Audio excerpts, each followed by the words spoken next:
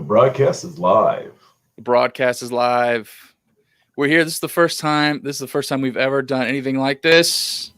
Here at the Black and Gold Podcast, we're on the Twitters, we're on YouTubes, everything's plural, and the Facebooks. And we got Coach Cardwell here to celebrate 34-32 Day to talk about it. You know, a little bit about what have you what's been going through your mind today? I know you're a hard worker. You got that Russian general gulag beard going on, but you had to have reflected at some point. So 34-32 for you. Even some of the players asked me today, you know, they said happy anniversary, and I was like, yeah, I'm married in July, man. What are you talking about? But it's crazy. You know, usually you got a game coming up. I know we do on the 12th, but usually it's, you know, a little bit sooner coming up. And, you know, but it's, you know, looking back on that day, it was awesome. Such an exciting day. And, you know, we felt like we had a chance to win, but it was nuts. You know, just the fans, the reaction, all the text messages, all the phone calls. But being in the big house was an incredible experience. And, you know, to be out there and then competing against those guys was awesome. Well, this is a good question. You said a bunch of text messages. Back then, there were only flip phones, right? So were you having to wear out your keyboard to reply to your Verizon Envy? Oh yeah, they were like Boone is on fire. Geno's is burnt to the ground. Like it was something like that every time you turn around. You know, and it was nuts. It really was. Yeah, I'm glad that the biggest concern coming from Boone was that Geno's was burning down. Yes, because that was about the time frame that was the spot. Oh, no doubt. Yeah, and you did the post huddle prayer after all that was settled down. I don't know, because I know you're the most intense guy on the field. How do you settle yourself down enough to get to that point? Because your heart had to have been racing 1,000,000 miles an hour and talking 1,000,000 miles. But that was, I bet, an honor for you to do that. Yeah. But how intense was that, being able to have to settle everybody down, refocus after the biggest upset in college football history? It was, you know, at the end of the game, everybody was really tired. I don't think that a lot of people had realized that we didn't play a lot of backups. I mean, a game like that, you can't afford to put your backups in the game. And we had several guys getting IVs right after the game, and they were just tired. They were crushed. And the other part of that was at the bottom of that pile when everybody jumped on Corey Lynch. You know, he blocks the field goal. He scoops up with one hand. Just a freak athlete. Takes off running. Everybody goes and jumps on him. And that is the one place you don't want to be at the end of a game. You want to enjoy the pile, but you do not want to be at the bottom. And it was something else, I can tell you that. But I want to say everybody was probably emotionally, physically exhausted from everything that had going on. But man, it was incredible. Your heart is racing, and even at the time, you don't realize what happened. You know, and even Coach Elliott said that's probably one of the biggest. Even after the game, he said that's probably one of the biggest college football wins of all time. But none of us felt like that. We were just like, it's just another game. The way Coach had us so focused on, okay, the next game, the next game, the next game. You know, all those national championships, and he tell us all those national championships don't mean anything. Or they mean more than this win right here. This is great. Awesome. You won, you beat Michigan. What we've done, winning a national championship means more than that game right there. So when did it hit you? Because I can see going 1,000,000, like you were saying, no one really knew when it hit it. But when did the scope of what you did? Because I listened back to the episode that we did with Coach Moore, Brownie, and DJ. And it was like when ESPN and the production trucks and everything showed up and they stayed on campus for 2 weeks. People were kind of like, wow, there's Tom Rinaldi is waiting for us in Boone as we get back. When did the scope of what had happened occur to you personally? Honestly, for me, I'm sure it's probably a little bit different, but it was years after, because it kept getting brought up as the biggest upset of all time. And then when you get a chance to step away from football and you really see the disparity in the scholarships that we had versus what they had and what they were supposed to be that year, top 5. And, you know, now when you're recruiting and you're looking for a certain type of kid, and then, you know, compare it to what we've had in the past, you're just like, man, there's no reason we should have even been in that game with those guys, you know. But at the time, you know, the year, even that season, yeah, ESPN was around and all that, and it was, you know, an exciting time on campus. But we still just felt like, okay, now we got to go beat Lenoir-Rhyne. You know, now we got to go beat, and that was the change. It went from Michigan to Lenoir-Rhyne the next week. Yeah, but it's funny to hear that, though. You understand? Like, yeah. Such a great job. Like Coach Moore did such a great job of just keeping us focused on this is what we have right now. ESPN is here. People are going to be on campus. Oh, Dexter Jackson's on the front page of Sports Illustrated. You know, it's like, okay, and you're like, I know him. Yeah, I knew that guy. Isn't it? We talk about this a lot amongst ourselves, but how fortunate was App State to be a Nike school the first year that we got on the cover of Sports Illustrated with the swoosh? I mean, you're wearing one of those fancy vests. Is that what it is? It's a vest, right? So like a little cutoff sleeve hoodie. A smock. Is that what Matt Rule wears all the time? Yeah, calls them smocks. I thought everybody gets it from Belichick. I mean, when you got the hoodie with the cutoff sleeve, you know it all came from him. See that stylish? I don't know. That looks like a pretty fashionable. I got this for practice. Yeah. So you're ready to go and around the office. Are you getting used to that? What is that called? A gator? Yeah, it's a gator, and it's like, you know, boom, you automatically know if you're in like a meeting or something like that, you just put it on, and then of course you put the whistle. You can put the whistle on underneath it. It works fine, and it's been, the more you do it, I mean, you just get used to it, and it's been fine. So whatever it takes to make sure everybody's protected so we can play, I can tell you that. And if you needed to do some sculpting or some artwork, you still have your smock to wear. My smock at any time. I wear it around the house, and my wife is like, "Take it off." I'm like, why are you doing that? Why you wear that around the house? I'm like, I don't know. I'm just used to wearing it. It's a part of me now. Was it just because you like go put it on? You're like, all right, I'm gonna wear this around. You come home. You just come home and just don't take it off. Yeah, I just come home and I just don't take it off. No. I'm just like, yeah. So what's the big deal? She's always like, there's corona on that. You've been breathing in. I'm like, no, there's not. That's not. Don't say that. There's going to be like an op-ed written about how the football coach carries corona on his smock. Let's not let's not get misquoted. No. How's camp going? It's going good. Kids are working hard, and I mean they're excited to play. They're ready to play. They're tired of hitting each other like normal. You know how it gets, and they're they're geared up, and we're getting closer and closer.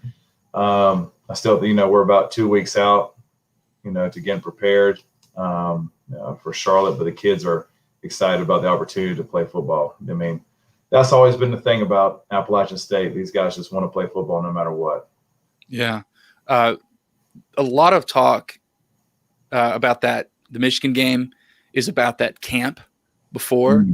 You went from playing right into coaching. That's kind of where you've sat. Mm-hmm.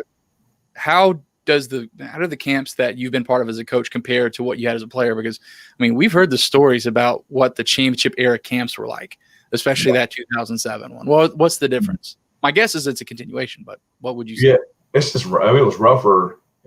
Back then you were allowed to have 2-a-days and do all that stuff. I thought it was a little bit more, the competition gets intense no matter what. My guys are going to compete against each other and play hard with all that. But, for us, you had 2-a-days. So you'd bang on each other, hitting each other early in the morning, then you're hitting each other in the evening. Heck, our starting center didn't even play against Michigan. Brett Urban had to play as a freshman, because he got hurt in our camps. And so you're doing a 2-a-day practice, and then at the end of a 2-a-day practice, you're having to run a certain amount of laps around the field. And so it's definitely more, I would say it's a little bit more aggressive and taxing on the guys. But, athletes change over the years. Mm-hmm. These guys are bigger, faster, stronger than we used to be.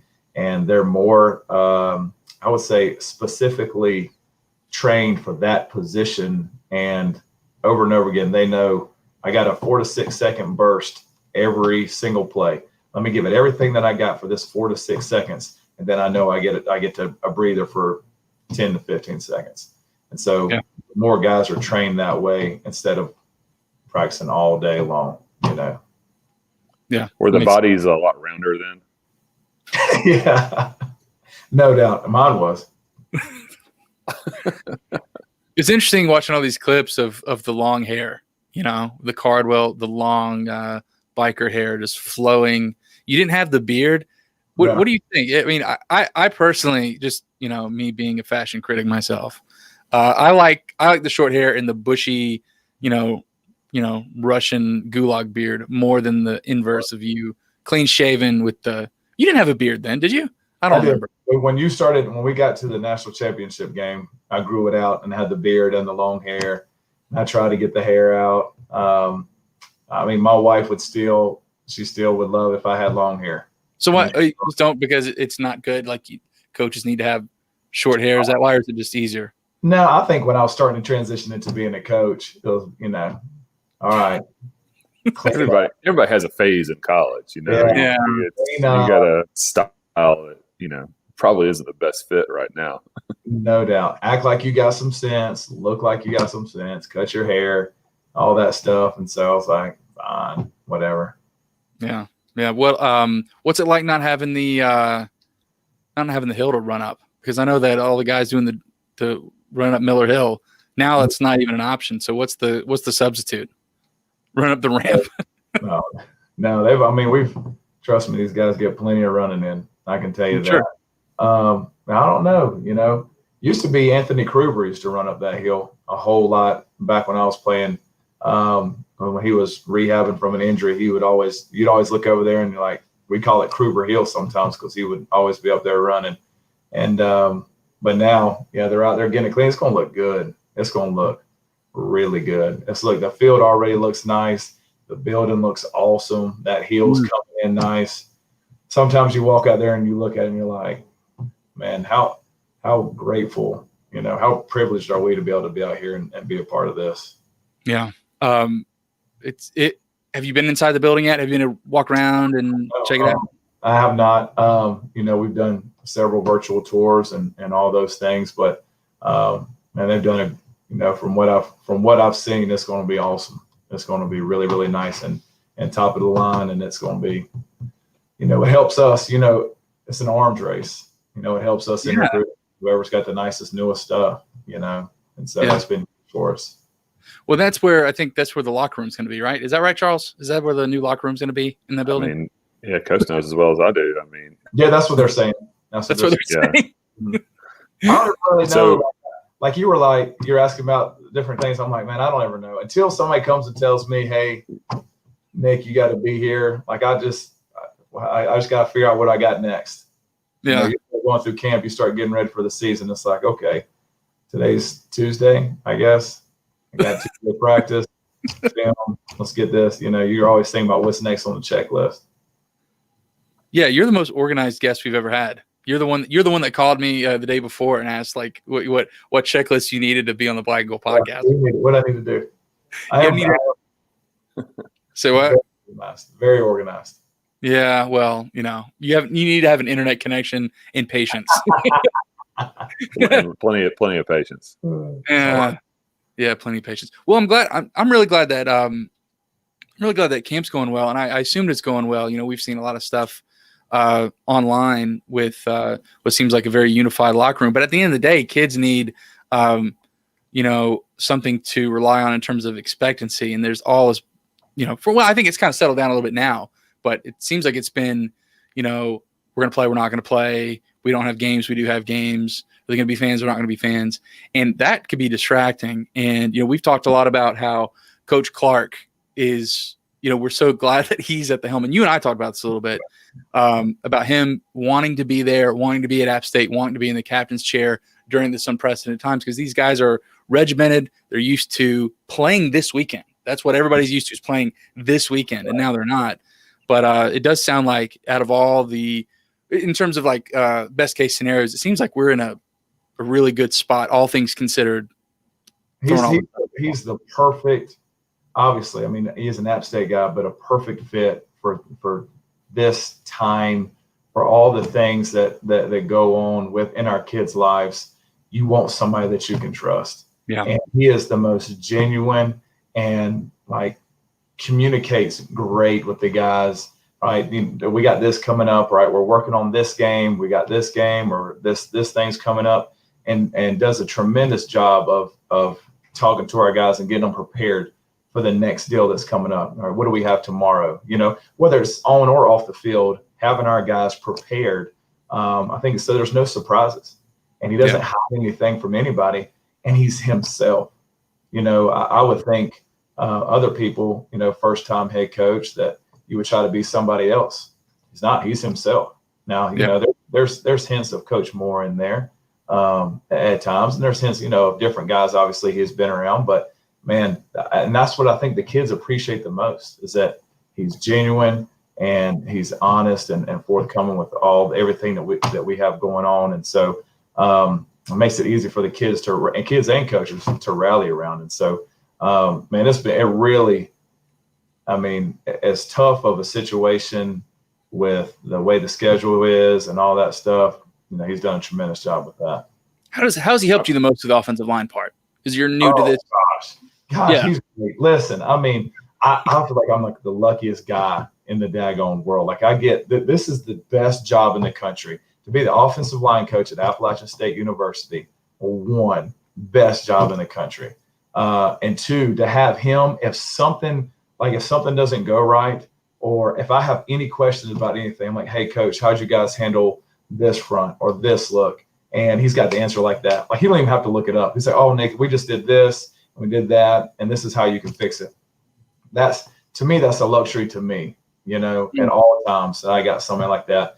And, in the college football world, you're like, okay, you never want to work for a head coach who's used to coach the position that you coach, because you're like, they're going to always be nitpicky. They're going to be watching every little thing you do. He is the exact opposite. He lets me coach the guys. He lets me work with them. And if I have any questions, or if he has any suggestions, hey, Nick, have you thought about doing it this way? And then we'll sit down and talk about it. But it's never, hey, Nick, don't do this. I want to do that. It's always an open dialogue to say, what are your thoughts on this? And then ultimately he would have the final say so, but he lets me decide, how I want to do it and whatever's best for the program and the team. Yeah, that's awesome. Yeah. And, we would expect that. We would expect the guy that we feel like we knew going into the job would kind of carry those same traits. I do want to, because this is so unorthodox for us, the first time we're doing this, I just changed the ticker down here at the bottom. It says drawing at 8:40 instead of 8:20. That's what we had talked about, but then I noticed it said 8:20. So we're going to do it. We're going to do the raffle drawing. And Charles was making fun of me earlier, everybody. Like he always does. It's part of his charm. That's what we do. That's what we do here. But I have over 100 names in this popcorn bowl. Nice. There's no popcorn in there. No looks popcorn. Like just saw off a Duck Dynasty's little teacup. That's that same kind of. I don't understand. Same color. Like same color. Like 1970s. Yes. Okay. Been watched 600 times. I think I know what you're saying. I've already added a name in here. Justin Evans. He signed up for a ticket here while we were chatting, and I jotted his name down and put it in there. But what's going to happen here in just a little bit is at 8:30. I guess he's the record holder for most games played, right, at App State. Yeah. Peter Banks. Yeah. He's going to pop in at 8:30. He's recording something for himself tonight. He does a radio show. He's recording something, but he said he wanted to be part of this because, we're talking about, it's the 34, 32-day stuff. So he's going to pop in at 8:30. He said he'd have to leave in 5 minutes, but I really wanted Pierre to be on here for a moment. So he'll be on here. So I'm watching for him right here. One of the funniest things I would say, even going into that Michigan game, is that, when we had our guys walk out there as captains, and you look up and you see these monsters towering over. You got, I think, Cam Spear, maybe Pierre, maybe Touchstone was out there, or whoever it was, and it was just like you can see 2 feet more of a man above Jake Long. Jake Long looked like he was 8 feet tall. Oh, a complete monster. You're just like, oh my, and man, we've never gone into a game thinking we were going to lose. We just always felt like, man, we got to find a way to win, no matter what it is. What do you think? I'm going to ask you a quick question, just specific to that game, if you can remember. What was the single most important moment early on that said, hey, we can hang with them? Because we've seen them on the DVDs, we've seen and heard the stories. I know the question's probably been asked of other people millions of times, but I'm curious of your response. Dexter Jackson took that slant to the house. We knew we had a chance. They went right down the field and scored. And we're like, okay, this is what we expect. Let's see what we can do. And then when he caught that ball and took off, we were like, oh wow, we've got a shot. And then after that, it was just working our way down the field, and you'd see our guys being able to make plays. Now, I think were they bigger up front? Sure, but I don't know if they were as quick. And we've always had a little bit, probably not the heavy set offensive linemen. We've had kind of the more athletic guys. But you don't know that speed, until you get on the field and see what somebody does that you've seen every day in practice. He was a triple option guy in high school. Like, he didn't catch a whole lot of balls. He was in a triple option offense, and somehow we got him. And he caught well and took off, and 4.27 is pretty fast. Very fast. I didn't know that. So Dexter played at a triple option school in high school. He wasn't like I did not know that. That's wild. That makes it even more impressive. But was he a senior that year? Yes, sir. Yep. Okay. Yeah, that makes sense. A lot of the lore around that game has to do with stuff that happened on the field, but I like a lot of the stuff on the peripheral that we remember. Whether it's Pierre Banks going, was it in the second quarter, and he's going, "Are you not entertained?" The fact that they got to capture that, or TA and his guys got to capture those little things. And one of the things that I remembered watching some stuff yesterday was after Coco, who wasn't even supposed to play in that game. Really, he comes back after making that final huge catch to set up Julian's kick. He's like hyperventilating, he's going crazy, and TJ Corman's like in his face going, you belong here, and he's like, he's crying, he's like losing it. He's crying and he's praying. He's holding our team chaplain, and he's over there praying. It's unbelievable to like all the pressure's mounting, and he does this great thing. Of course, AE makes an incredible throw, and guys are staying on top of each other. It's so much. I love seeing the stuff on the side too. How about that final drive? TJ Corman on the sideline, catch the ball and get out of bounds. Woo. But he's got that it factor to just go, and then makes somebody go give me some more yards. Because anybody other kid, and that's the thing we've always preached here, is that we don't want robots. Like, we don't want kids who are just going to go do what we tell them. We want guys who are going to make a play. Don't be a robot. And that's what he did in that time. I thought that just speaks volumes for the confidence that he had and that we had as a team on that, especially on that last drive. Yeah. Over the course of the last couple days, weeks, we watch videos all the time. I'm sure the fans do a little bit more than you do, Coach. But there's one of those that are out there that is one of those, let's call them hype videos. And they had TJ doing that in practice in a white jersey and ugly gold pants that we used to wear. Oh, yeah. And then they flipped right to that, doing the exact same thing. Mm-hmm. And it's just like, man, it's all about what you do in practice. It has to be able to carry over. You know how many times Corey Lynch has blocked a field goal in practice? Yeah. Over and over again. The same thing. Over and over again. He could turn that corner and get there, and you're just like, unbelievable. And then it just carries over and onto the field. And we weren't surprised about Corey Lynch blocking kicks in that game at all. That's this funny thing. He'd done against Furman the year before in a tight game that turned into a blowout, when we took over at half. And I think there was at least another one. And, of course, he was just always around the ball anyway. Oh, no doubt. What's crazy is he almost overran it. That was what's wild. Like, he almost overran the ball. He got there so quick. Mm-hmm.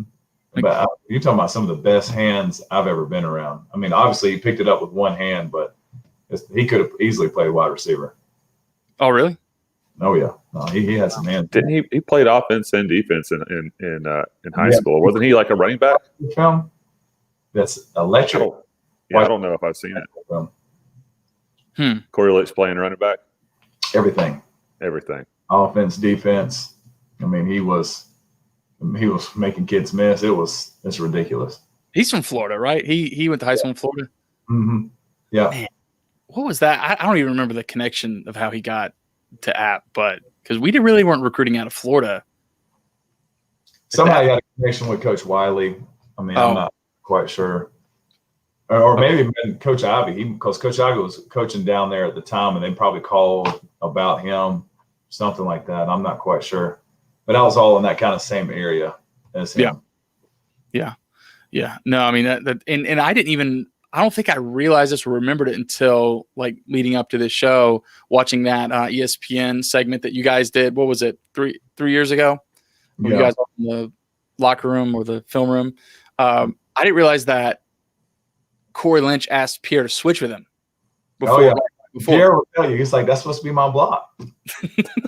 Oh, you know he would. Yeah, no doubt. So what was it he just wanted to, or he saw something? I don't remember the rationale behind that. I have no idea. He said he wanted to switch because Corey's worked both of them, the guy coming off the end and the guy working through the gap. And he ended up being the guy at the time, and I don't know what he did earlier because I know he blocked one earlier. I don't know if it was, everybody said it was quick, but I think Tharrington might have got his hand through there. I'm not quite sure. Somebody had that one blocked, and I guess he switched because he saw something on that time. I can't remember. Okay. You would think maybe you would have noticed that, if you got your heads up and you're looking for who you're going to block on that, that side. And there's no communication, I guess. It's just it's one of those gut feelings, like make them think twice. Absolutely crazy. And that's the other thing, him scooping the ball up with one hand in stride, and then he, almost outruns everybody to the end. And I'm talking about he was cramping up like crazy. What was it? 28 guys that played on the field for us. 28. Yeah. 27, 28, something like that. Yeah. That's ridiculous. How many kids play in a game for us today, Coach? Oh, way more than that. Yeah. Way more than that. I mean, you're rotating probably 3 or 4 different defensive lines. I mean, that's 12 kids right there, Yeah. I'd say a fair amount, Yeah. So, to say that. The roster is NFL, so they're playing 53 guys in an NFL game. Yeah. So. Yeah. And you're really just trying to play just about everybody, depending on score, except for people you want to redshirt, or, depending on how the season's going and all that. So. Forgive me for not looking at the stat sheet. Did you have any action by way of a reception in that game? No. Yeah. That made it clear. I had to ask. On the totem pole. He's like, Nick, there's only one ball. Well, first of all, I wasn't one asking for the ball. Like, let me hit somebody. Let me do what I like to do. Know my role. I don't need to all that stuff. I did block and mostly block. I had 0 catches, but he was sure to let me know. I mean, you got Dexter Jackson. I mean, you got Kevin Richardson. You got TJ. You got Coco. I mean, of course, there's only one that you want the ball in their hands. It's 14. I mean, let that man go. And so, I was low on the totem pole on all that. I got a lot of special teams action. I was on our field goal and kickoff return. I remember being on kickoff return, and this ties into seeing whoever the captains were. I can't remember if it was number 2 or number 9. I can't remember who it was. Sean Crable. Yeah, whoever it was, one of them, and who you got to block. So I'm like on the front line, and I'm counting. I'm like 1, 2, and I'm like, I got R4, and I see R4, and I'm like, that's the captain. I'm like, dang. But I got him. He's like all Big Ten. But I knew it was going to be a long day. I was like, gosh, this Joker's huge. And we just had to kick off so many, it was a high scoring game. So you got to know his number pretty easily or quickly. Yeah, no question. That's hilarious. It's funny. I asked David Jackson today. We were talking a little bit about this just in, because it is what it is, September 1st. And I asked him in terms of like a singular moment in your career. Now he's got a different job. Like he's announcing the game. He's having to first of all, he's supposed to keep his composure, and sound coherent, which we have the luxury of, just chilling in, downstairs in our basements here. But I said, was the block kick, or Gingell lining up for the kick, was that the singular most nervous you've ever been? And he said, no, I think he said maybe a second, but first would be Julian Roush kicking to go ahead at 26 seconds left. Because he said it's one thing, if we're playing defense and they have the ball, it's like, all right, they made a play, but we have the ball to make a play. And that seemed a lot more, nerve wracking. So he said probably in his whole career, out of everything he's called all sports, the singular most in a vacuum nervous he was when Roush kicked that ball. So for you as a player and as a coach and what you've experienced on the field, did that singular nervous moment, whether it's for your guys or whatever, was it in that game or where was it?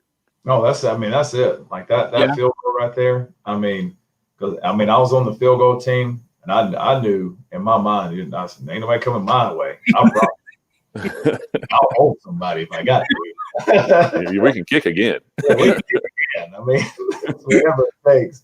But we felt like, I think that's probably the reason it was so. I don't know if it was the word is disappointing or whatever it is when Mario Manningham caught that deep pass, because after we made that field goal, you thought we did it. Yeah, we got it. We got 30 some odd seconds, whatever it is that's left. We did it, and then that deep pass comes, you're like, there's no way that just happened to us. How is that happening?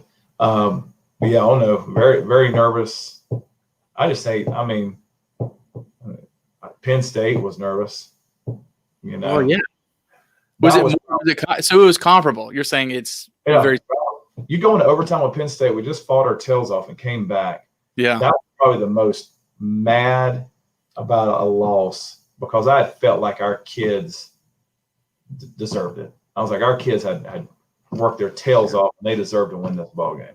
And man, to lose like that, I was upset after that one. I was really mad about that one. Well, because that was the opposite. That was like the opposite story of like a G5 or an FCS against punching up. Usually the story is you get a lead and you try to hold on to it, and you try to hold on to it and protect it. The Penn State game was the opposite. We punched our way back into it in the second half, which is all, everyone's looking around each other going like, wow. So instead of like getting out in front with some good opportunities and trying to keep a lead, we're actually pushing through and cutting our way through. And that to me what makes that game a little more heartbreaking, is because, and to your point, it was nerve-wracking to watch. Here we go. We're doing all these great things to come back. You're like, oh man, we can do this. Look, we're doing these things that we've never seen us do before, and then we still lose. And then Jalen Moore, just because he happens to be great and scores so fast, it's like he's too good to be stopped. But it would have been maybe good if he was stopped right there. Yeah. So, we've talked about that several times. With that play, and maybe he shouldn't have. And then you turn around, but then you kick off after that. And the guy Jose, we got the man of the hour right here. Let's go. We got, are you not entertained? Are you not entertained? Your beard looks better than mine, Pierre. Hey man, I got one to say to Coach Nick Caldwell. If you want your shot, get your hind in the slide. What up, man? I was the blocking tight end, but every now and then Pierre wanted that one-on-one work. So I said, sure, might as well. I don't know how many I won, but when I did, he heard about it. And when I didn't, I heard about it. Yeah, it went both ways. Man, you make me better every day. Oh, listen to the humility. Hey, Pierre, what do you think about today? What's been on your mind today? Big day. Yeah, man. It was 13 years ago? Yep. Yeah, one of the biggest days, man, I've ever seen. But yeah, I hardly can believe it still to this day. I really didn't realize, the magnitude of the game until 13 years later, and people still, calling and talking about it or whatnot, man. Because Nick knows, Coach did a heck of a job of make sure we stayed grounded. We didn't rest on our laurels, man. Like, we never practiced on Sunday. And for whatever reason, the next day we were right back at the facility and doing all kind of stuff, man. And Monday morning, you think you're going to get praise in the special teams room. Coach is cussing us out, telling us what we did, lost, that kind of stuff, man. So I never got a chance to enjoy it until a couple years ago. That's exactly what Cardwell said. Exactly what I said. My guy. That's why he's my guy, man. Co-captain, everything. That's right, baby. Man, so we were talking about nervous moments just a second ago, like the most, in a vacuum, the singular moment, the most nervous you've ever been on a football field. David Jackson said it was when, for him, announcing the game, Roush's kick before the block. That was the most nervous. Coach just said it was Gingel's. No, did you say it was Gingel's kick or was it Roush's kick? It was Roush's kick. Roush's kick was Roush's kick. After the Roush's kick, you felt right. Good about it. And then when Mario Manningham caught the pass, you're like, it was like popped your bubble, like all over again. Right. Pierre, was your most nervous moment as a football player? Because we've talked to you before, and you're like, hey, no, we had nothing to lose or whatever. But was that the most high pressure, most nervous you've ever been in football? Not at all. The most nervous I've ever been was Spartanburg, South Carolina, against Wofford. Man, my first start against the most offense I've ever seen in my life. We never played triple teams in high school, and we had to learn all that stuff, man. I didn't know what was going to happen, but, it turned out pretty good for me. But I can honestly say that's the most nervous I've ever been on a football field. All right. Okay.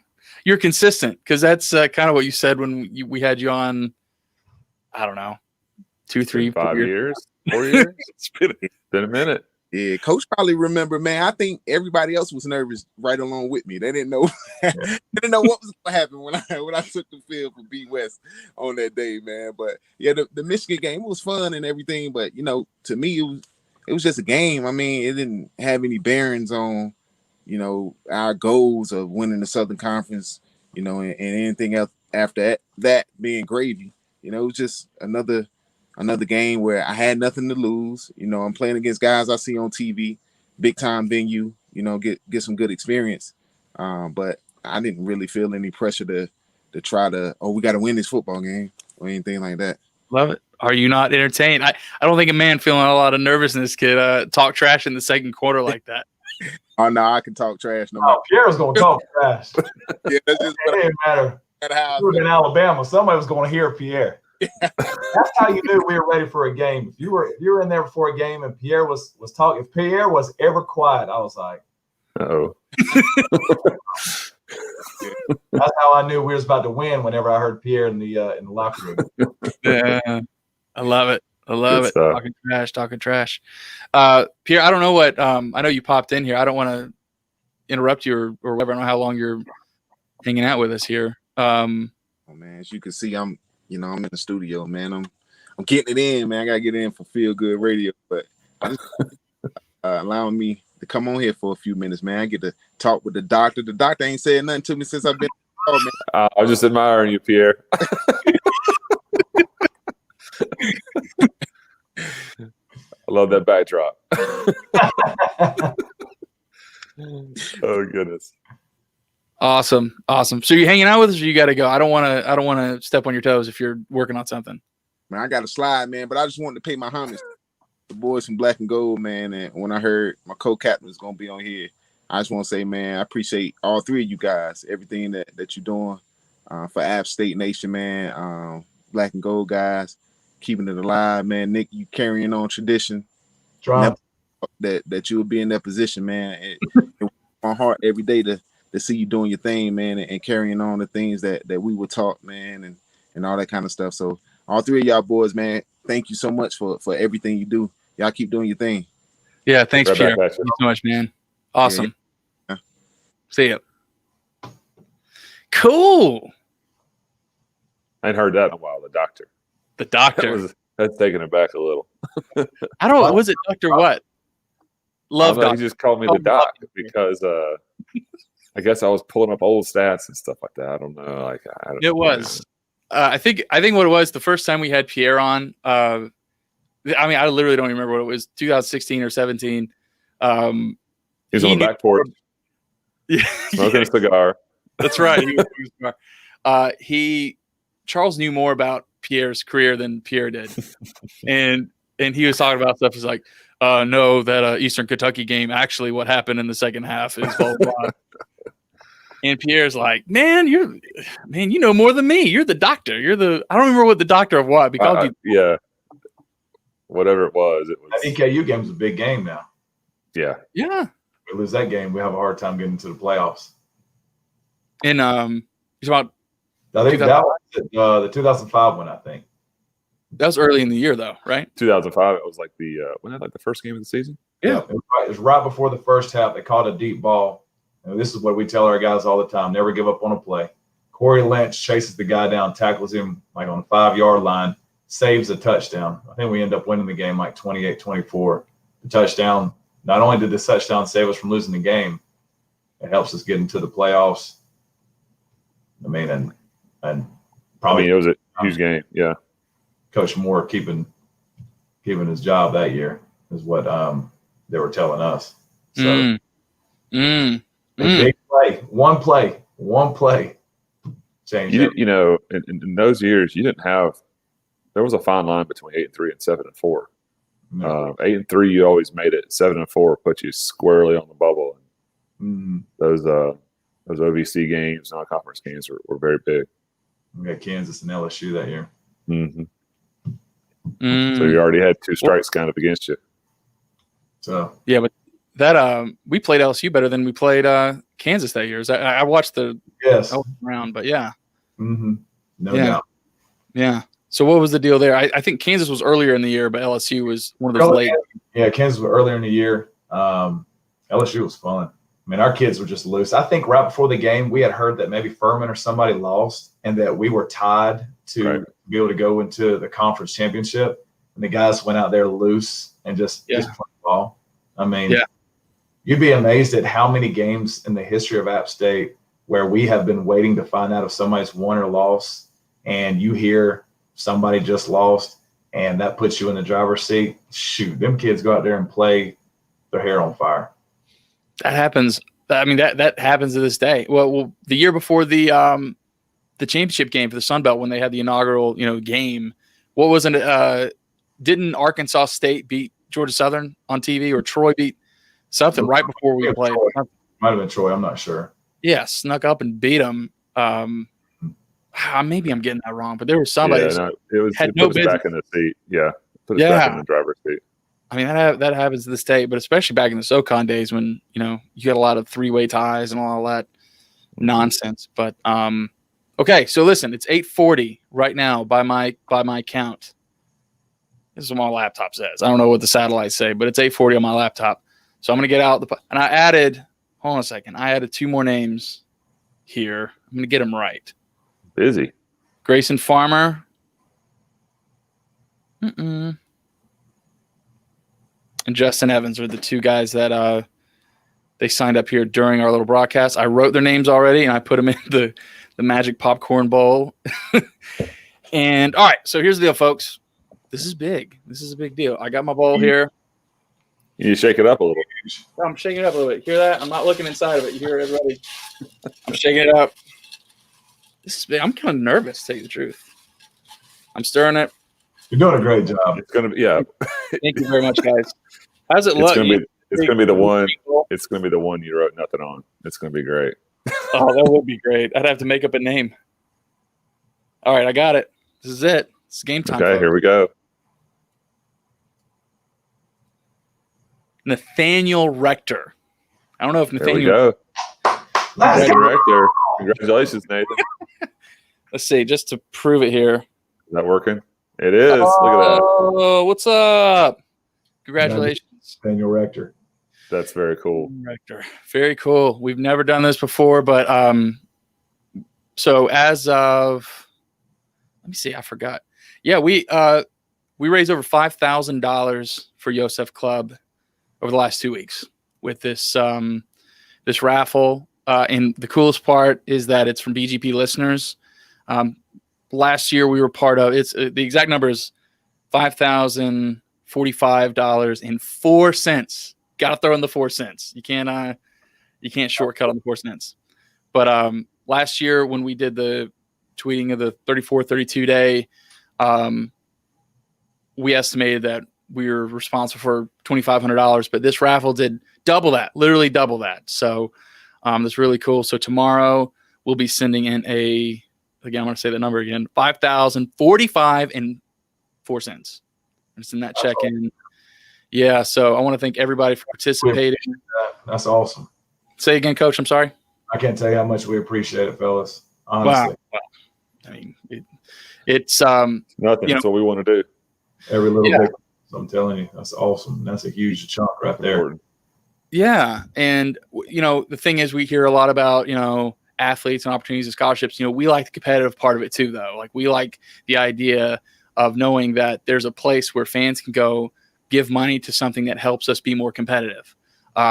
Scholarships are great, but we also want to win. And given Yosef Club, if we can change the perception of, hey, it's not just about, funding a tuition bill. It does do that. I don't want to downgrade that or anything at all. But at the end of the day, the more money that's in that Yosef pot is more resources that we have to be competitive on the field. And so everybody that took part, Nathaniel Rector, I have his contact information, everything else.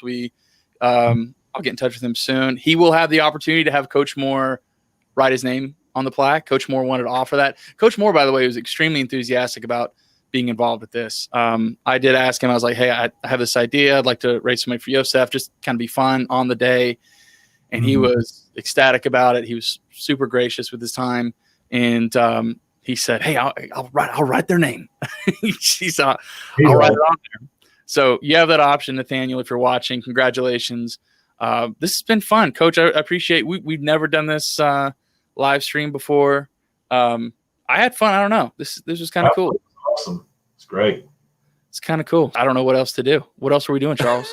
I think this is as you write a novel, this is the climax and this is the end. So, it's you gotta go find a way to get a first down against Charlotte.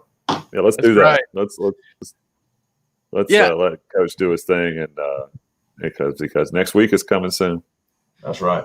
That's right. Yeah, I do want to acknowledge that, Coach. You're prepping. You're in fall camp, and this is a busy time. And you took time out to hang out with us and talk about this really super historic day, and do something cool with us. And I know probably have a lot of viewers here, a lot of comments.